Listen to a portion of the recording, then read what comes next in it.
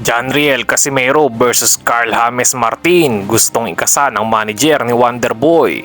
Dudurugin lang daw ni Martin si Cuadro Alas at Salt Papi na knockout sa kanyang latest fight. Pag-usapan natin lahat yan mga idol. Matapos mauwi sa draw ang laban ni Janriel Cuadro Alas Casimero kay Yukinori Oguni, ay samot-saring reaksyon na ang lumabas tungkol sa naging performance ng angas ng Pinas. Marami ang nagsasabing kailangan ng palitan ang kanyang coach at trainer na si Jason Casimero na kanyang kapatid. Kapansin-pansin daw na tila hindi na ganun kaganda ang kondisyon at performance ni Cuadro Alas mula ng hawakan ni Jason.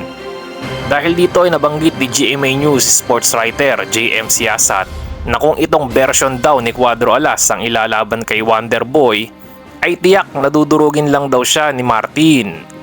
Pinusuan pa yan ng manager at kapatid naman ni Martin at sinabi pang baka naman Kuya Lods na reference o tawag kay Jason Casimero. Tila ba isang paghamon nito na ikasana ang laban ni Martin at Cuadro Alas? Pero posible nga ba na mangyari ang bakbakang ito?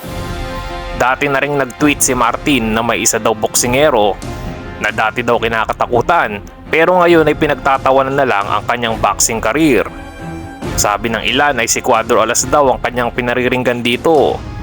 Pero anong masasabi niyo mga idol sa muling umiinit na posibilidad na laban ni Cuadro Alas at ni Wonderboy?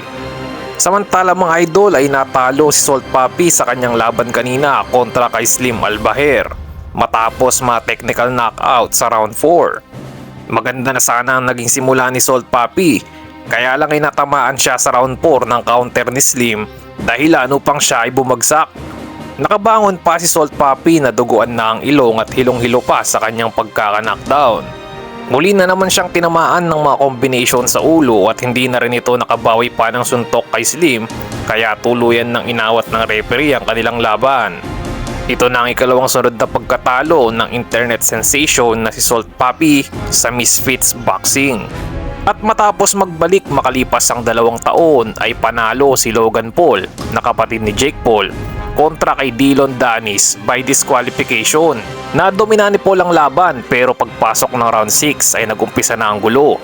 Pumasok na ang mga security ngunit sila naman ang pinagsusuntok ni Danis at dahil dito ay tuloy na siyang na-disqualify. Yan lang muna po ang ating mga boxing updates mga idol. Kung nagustuhan nyo ang ating video ay huwag kalimutang mag-like, subscribe at pakihit na rin po ng notification bell para lagi kang updated sa mga bago nating uploads. Maraming salamat po.